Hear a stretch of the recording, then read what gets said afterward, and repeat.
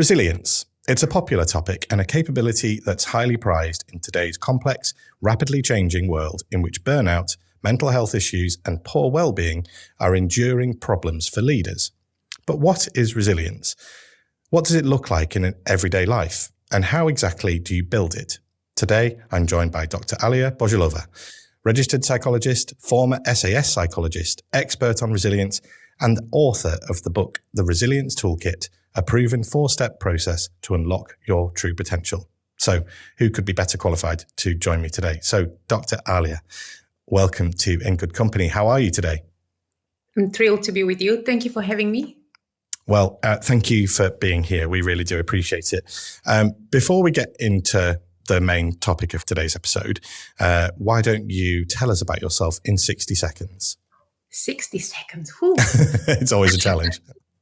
I'm Alia. I'm going to start by saying I'm a resilience geek, and I like nothing more than just soak up as much as I can in relation to that subject, which in my world is virtually everything. I'm also a mum. I live on a farm. And around me, you may even see them, a whole heap of goats and sheep that don't know how to stick to rules. So life is abundant out here. Well, I hope that I do see some goats wandering around in the background. That would be great. I'll be keeping my eye out.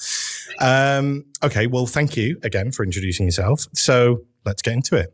There are quite a few misconceptions, it could be said, about what resilience means. So why don't you explain in your words, what is resilience? Well, can I walk back and start with the misconceptions? Because if there were two big kind of misconception pillars that we are standing on, the first one is that it looks the same for different individuals. And that's seldom the case. Resilience needs to show itself in a very unique way, in a very authentic way for the individual that is holding it, that is nurturing that capacity within themselves. It's seldom the same presentation. We can recognize similar outcomes in terms of overcoming challenges, but how we get there is very, very different. The second misconception stands in the space of bouncing back. And I have been frustrated by this for the longest of time, because the idea of bouncing back following an untoward event, which is your traditional definition of resilience, supposes that you want to be back where you started before your predicament found you. And that doesn't necessarily work well. All of us have experienced at least one enormous crisis on, the good old COVID crisis. And I think many of us, when we look back, if we were to revert back to where we were before that hit us, we would have significantly shifted away from the potential and what we could have potentially achieved beyond that. So bouncing back is a limiting definition of resilience.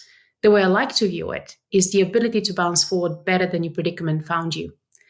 And even this little component is a little limiting, because it's suggesting that resilience is about a challenge that is loud, obnoxious, visible, shocking. But oftentimes we see resilience tested the most with a daily grind, with the tiny little things that chip away at our armor, that take away from the very best of what we have to offer. So it doesn't have to be about the dramatic. It can be about making tiny little choices and small pivots every day towards something even better than you were at the start of the day. It's a really interesting point you brought up there, because there are things that spring to mind when we hear the word resilience, and to hear you say that it's kind of almost in some ways subjective what resilience means, because it has how you bounce. I like what you said also there about bouncing forward. I thought it was a nice way of articulating it. So what would you say then, if this maybe isn't even the right turn of phrase now, but maybe what would you describe as what are the ingredients, the building blocks of resilience? Well, it's more about what resilience needs, I think, in order for it to show itself in that authentic way. So resilience requires awareness, self-awareness, interpersonal awareness, situational awareness, capacity for deep belonging. And I hope we can unpack each of these. But belonging not necessarily or only to your family of origin or community. It goes a little bit beyond belonging to your own values, your own views, ideas, preferences of how you wish life to unfold. The next one, and my favorite, is curiosity, your ability to ask questions, to wander a little, to adapt your approach by exploring what's being presented to you today. And the final one is drive. Now, here is the trick. We normally think about resilience as kind of showing itself in perseverance and persistence. And yes, that is the case. But I like to look at drive as the final component of that building block towards resilience, because you have to have purpose in order to be driven in a resilient way. Otherwise, what we are dealing with is just handling. So awareness, belonging, curiosity, and drive are the things we all need, no matter what we want our resilience to do, and no matter how it might show itself for us as a unique individual. And I also like there, and I've been keen to pick it up, that it's ABCD, which I like as well. I'm sure that was deliberate. Okay, well, let's unpack that a little bit then. So let's, and if I may, can we unpack it in the sort of that context of leadership? So, and impact, of course, we say that leadership is more of a special type of action over a special type of person. And excuse me, there are at least sort of two of the things there that marry up with our leadership model, probably even all four actually. So let's look at awareness first then, as well. That's where we started. So and in fact, let's look at all of them. Relationship between awareness, belonging, curiosity, and drive, with their relationship with resilience. Do you know, it's interesting, that awareness piece, the commitment to understanding it and unpacking the rest of what resilience requires, really started for me probably about 15 years ago, when I first joined as a lead psychologist for the SAS, for our New Zealand Special Forces here. And they had this curious phrase, which is awareness is the selection gate to selection. So if you don't have self-awareness, your ability to understand the triggers in your context and use them as a driver or something that sustains your energy towards maintaining commitment to that mission that you have set for yourself, goes by the wayside. So when we're speaking of awareness, the starting point to it is, of course, self-awareness, understanding what it is that you're made of and how are different things influencing and shaping your capacity to persevere.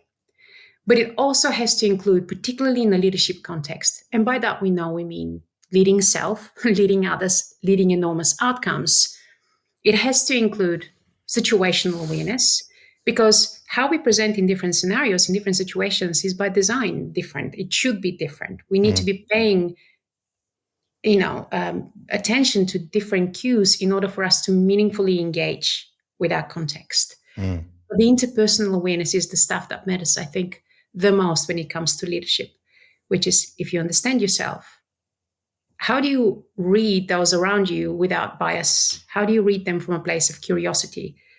How do you allow yourself to expand your perspective enough to allow different nuances of different human experiences in that same shared space to coexist and be able to co-create along with them? So there's something to this. So maybe if we can explore, maybe if we can expand on that a little bit. So have you got any examples of where awareness can play out in real life? Any examples that you can share? I'm literally working through one of them now in real life, and it's with an extraordinary leadership team that is committed to quite significant strategic shift for the organization that they work with. And whilst historically this particular team has been really cohesive, deeply aligned with one another and with the mission, the level of change that they've experienced on an individual level as well as collectively over the last few years has accumulated into intense level of stress for them. And what I've begun to observe is where they previously were collegial and polite and kind, and they had really high level of rapport with one another, that stuff has gone by the wayside. And currently, just last week, we were having one of those enormous discussions with them. And what we noticed the attention was preoccupied with is reading and anticipating people's biases and judgments, as opposed to focusing on how do we move through this together.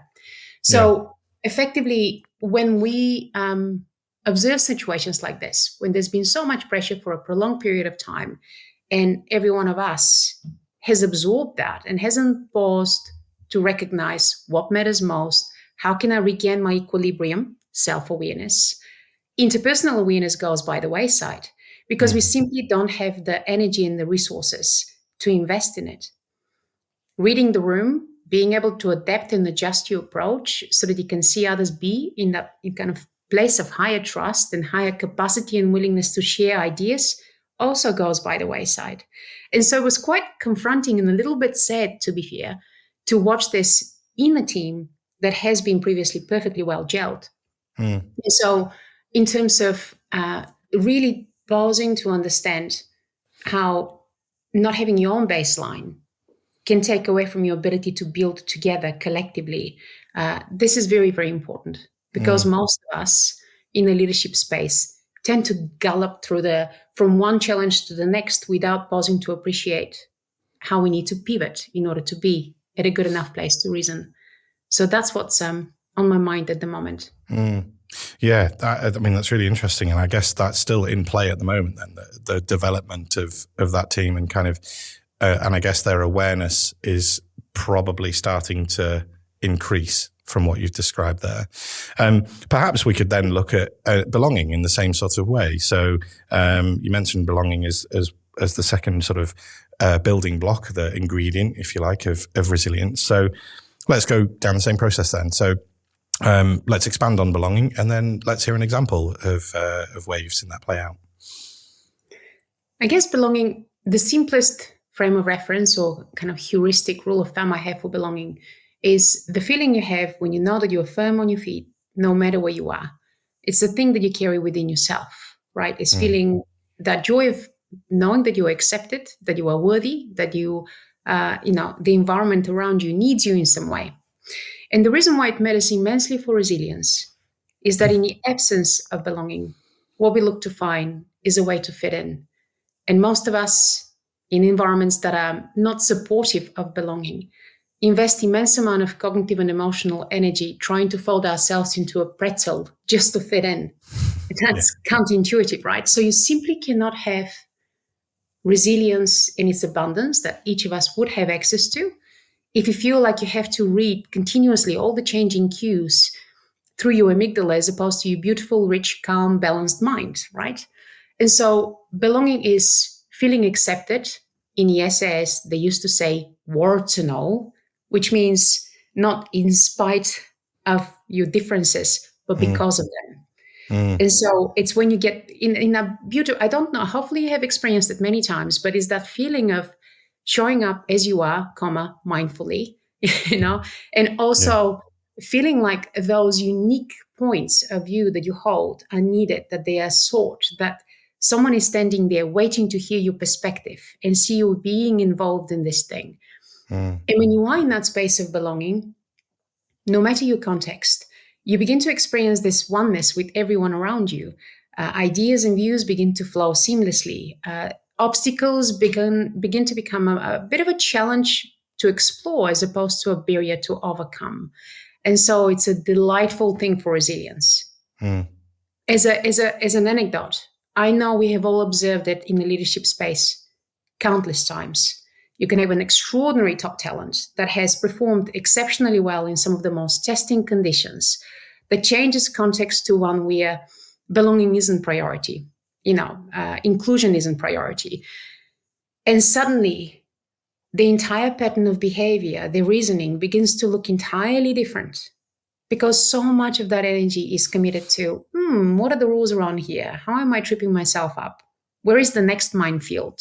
So it is a huge, huge thing that we should never overlook. Yeah, it's so true. I think belonging, and inclusion, it seems very hot at the surface. It seems very top, it's surface level at the moment, isn't it? It's in the minds of leaders all around the world in organizations. It's one you've got to really not tread carefully around. What am I trying to say here? I'm trying to say that it's one that you don't want to neglect, I think. And it's such an important point. So if I can move on to curiosity then, let's look at the relationship between curiosity and resilience, because I know that's a key area of expertise for you. Yeah. Well, curiosity is the greatest component of resilience in my little universe. I owe my life to it. Many years ago, my obsession with resilience actually started in a military exposure I had over in Syria. Military exposure being I was serving with the United Nations as a United Nations military observer, and myself and my teams over time confronted a number of really challenging circumstances. One in particular, and being able to access curiosity. And again, interpersonal curiosity about how you could feel differently about the same situation, allowed us to negotiate our way out of very precarious circumstances on a number of occasions.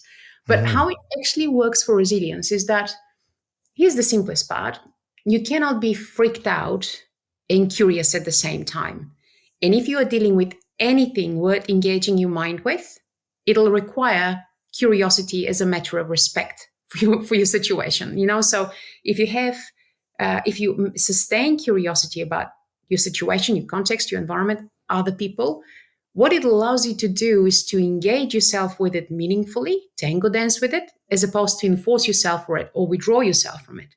And so those functions are required for resilience because, of course, this is what allows you to bounce forward better than your predicament found you, to learn, to absorb, to process, to engage, to adapt, and then to shift forward. In the absence of curiosity, what we are doing is just grinding through a moment in time and hopefully making it through to the other side. But that is not what good leadership is for, right? It is really paying attention to that stuff, exploring, allowing yourself to pick up what you thought you understood really well and you're ready to plonk a label on and going, hold on, I just have to tilt it a little bit. Is that the complete picture? Now, there is so much gold in it. The biggest challenge for leaders that we have, I'm actually hoping most of us have overcome that by now because we've been hearing about it for 1,000 years, is that idea of being able to really pay respect to your present moment, being mindful, being where your feet are, and allowing all of these nuances of the present moment to influence your decision. You don't need to have your mind scattered across thousands of different places. It's if you pay attention to what matters most, curiosity for resilience, and thereby capacity for thriving increases exponentially.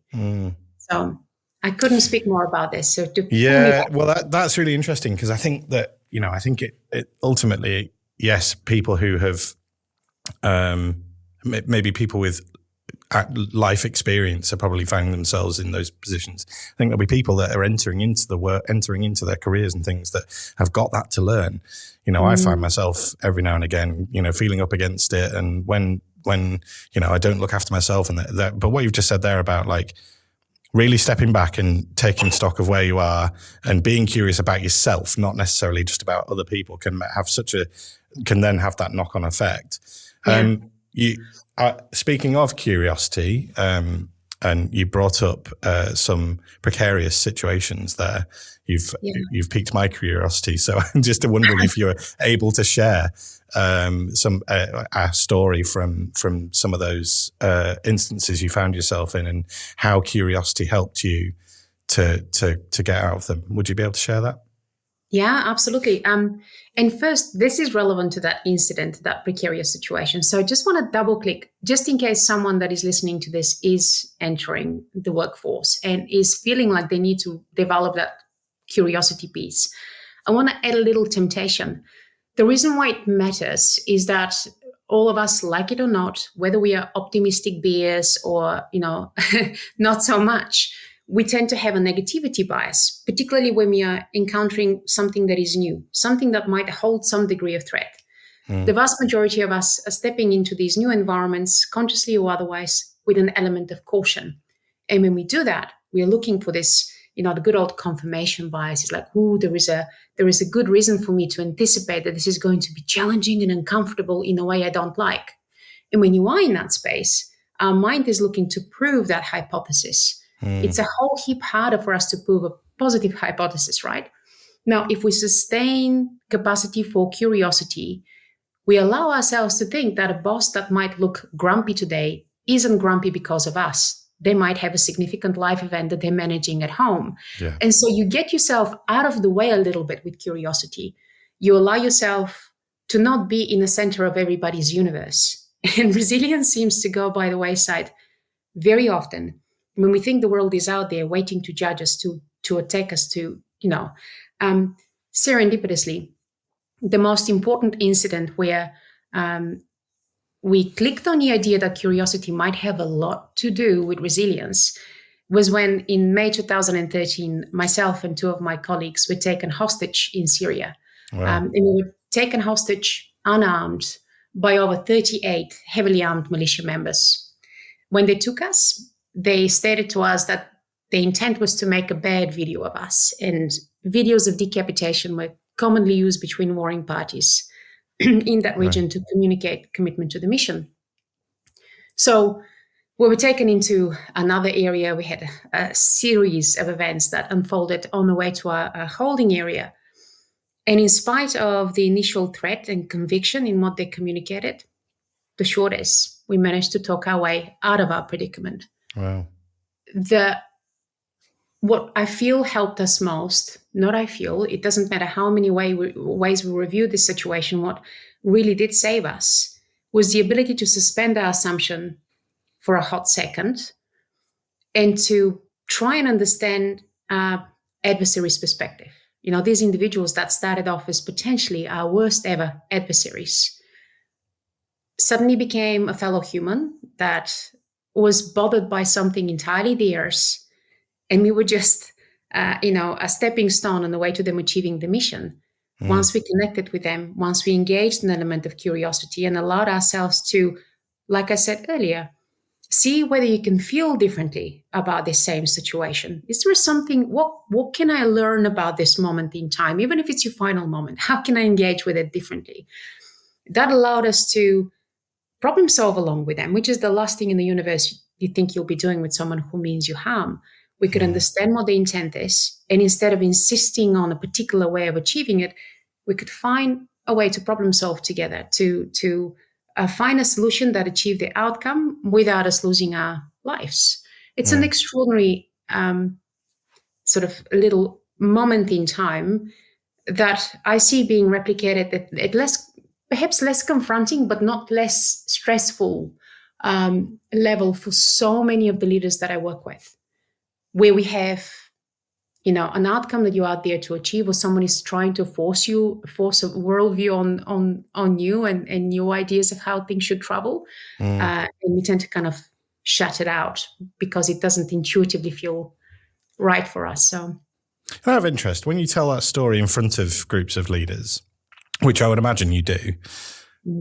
What's their kind of, is there a sort of a change in perspective immediately based on, because that thing of when you talk about your problems to someone, you go, and then somebody comes in and drops this, like, oh, well, here's my problem that I'm dealing with. And then all of a sudden it seems like your problem is almost irrelevant. Yeah.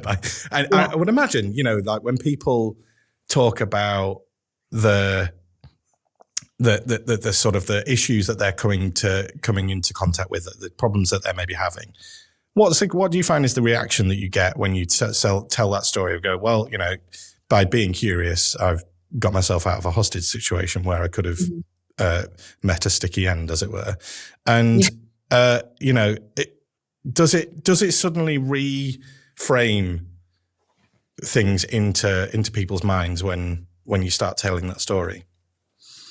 Every time I think I tell the story without holding back on the detail that's required for us to appreciate what curiosity can do. Not because I enjoy the detail or retelling the detail of the situation, but sometimes we need to be reminded of just how much better things can be if we allow this thing that we all have access to come through. But so there's always a visible kind of shift in in this position when I speak of these details. But I have to be honest with you. What I find more important in this, it's every single one of us is dealing with that on steroids every single day. You know, there is the stress response that we have, the things that we find confronting, the feeling of entrapment in moment in time, in situation, in brief, in a stage of your career, can feel a whole heap more confronting to deal with than a saturated period of time where your fight, flight, freeze response is there to help you. With hand on heart, I have to say that I have found it a great deal more difficult to locate my scope for curiosity in my corporate career after I left the military than in that hostage situation. So I wish we didn't have, I mean, I respect this moment because it, as a mini geek, as a scientist, it helped me go, here is the area to really research. This is where I would commit my time to. But past that point, I keep catching myself realizing that it's way harder to, get ourselves into that place unless we have this glaring reminder that life could disappear at any moment and you might as well be curious with it. It's so true. Yeah. Well, it feels almost strange to move on from that because it's such a fascinating story. But let's quickly, if I may, move on to drive, the last of the building blocks. So let's talk about the relationship with drive and resilience. Here's the goodie. Drive takes the least amount of time for us to engage with, and simply because it's a no-brainer. If we have awareness, belonging, and curiosity in the way in which we've explored with you wrapped up, drive is just a natural consequence. The trick there is purpose precedes drive in healthy humans that have access to their resilience. So purpose is the crucial component here. In the absence of purpose, we aren't driven, we are frightened, or we are enduring. And that is not a resilient disposition. And as a consequence, we don't reason effectively. We don't engage with others in a meaningful or constructive way. We have no capacity to explore.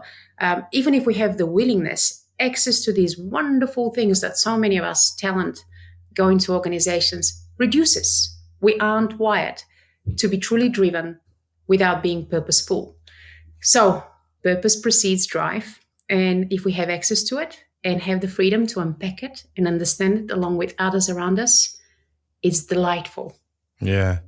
And those things combined, because I'm interested also, like what would you say, what doors does that open? What does resilience allow people to do other than just get through the day to day? What's possible? So, well, I suppose escaping a hostage situation is one. Let's hope most of us don't have to. But if we were to look at it on day-to-day basis, it's really understanding. I do this, I'm looking on my own little writing wall at home here. And so the most important thing for me is to maintain level of excitement and joy in my son's life, no matter what else is going on in my professional career or out here on a farm. And so my son is the single most important thing for my day. That's my purpose.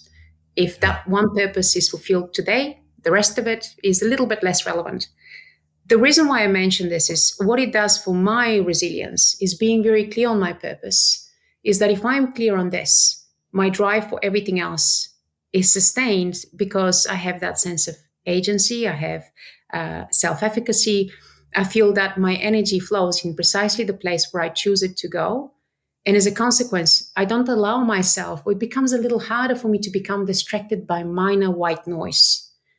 The thing I'm saddened by when we are thinking of leaders and organizations is how much of this really precious attention, these beautiful capabilities and capacities we all have within us, gets scattered across a whole heap of stuff that is irrelevant.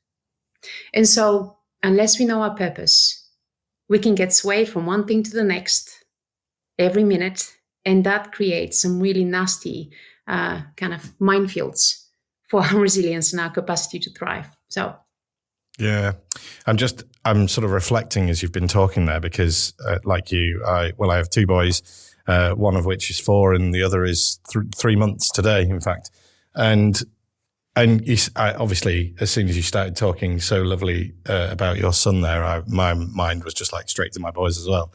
And you just, the way that you articulated that there, and I'm sure will resonate for so many people. But of course, that's, you know, one thing to sort of have focus on and purpose, and purpose is so different again for so many other people. But I really love the way that you sort of articulated that, and it's kind of made me think that I need to take a bit more of a step back and just, you know, reassess and you know, because it's, as you said, there's so much of that noise out there, especially nowadays, that it's easy to get bogged down into that. And sometimes we really do just need to take a step back, reassess, and just, focus in on the things that are important. It's so true. And I really, to sort of circle back a bit, you talked at the top of the episode about bouncing forward, and you've talked a bit about it through our conversation. What role does learning play in all of this as well? Because there's a big part to this, and there's a lot that won't come naturally to people. So how does that fit in? How does learning fit into what we've talked about? I had like my expression was like, oh, can you imagine it without it? You know, if there's an entity that learning is, I just want to cuddle it right now, because there is every one of these things. Again, learning is we know that it's an incredibly powerful tool, right? And by that I mean the habit of learning, right? The habit of learning to discover something new that is meaningful, that is enhancing your worldview, your ability to contribute, your ability to problem solve and deliver. Absolutely essential. So the more of those references that we add to our kind of frame of reference of how we understand the world, the broader our foundation becomes. And from a broader standpoint, you can springboard into, or, you know, bounce forward into great many more terrains. And so we all should know that it is a fundamental human thing to move, to learn. If we don't learn, we deteriorate. If we don't learn, we never shift. And by proxy, we kind of step back from what our environment might require. But it is what kind of learning? And I think particularly in the context that we all operate in, where we get bombarded with thousands of pieces of information on the daily, the discipline of knowing what must be learned right now and what needs to be discarded or put aside for the reading stack tomorrow is essential. So the reason why I'm mentioning this is I work with, as we all do, very ambitious, very purposeful leaders. Yeah. And there's a risk that we might feel that we aren't quite there yet constantly. That sense of restlessness, that idea that there are so many pieces of information and so much to absorb that you could never possibly get enough to be a good enough leader. That's not the case. So what will help you right now, that kind of awareness of the moment in time, what more do I need in order to be able to grow bigger, stronger as I am, as opposed to trying to kind of sprint, you know, an ultra marathon without having done any training. So staged, purposeful, deliberate learning for right now, and done so patiently with curiosity, I think fundamental. So on a practical level then, let's kind of give some, like, a bit of a sort of a tangible takeaway for our audience today. On a practical level, what advice would you give a leader who's, I suppose, not only trying to build and develop their own resilience, but also creating the conditions for the people around them to do the same? Well, start with the end in mind. If we are trying to create so what will this shift? What will this allow us to build forward for? And so if we are trying to create the conditions for greater, I guess, a learning context, or for greater resilience, to be fair, the most important rule is try to get out of the way more often.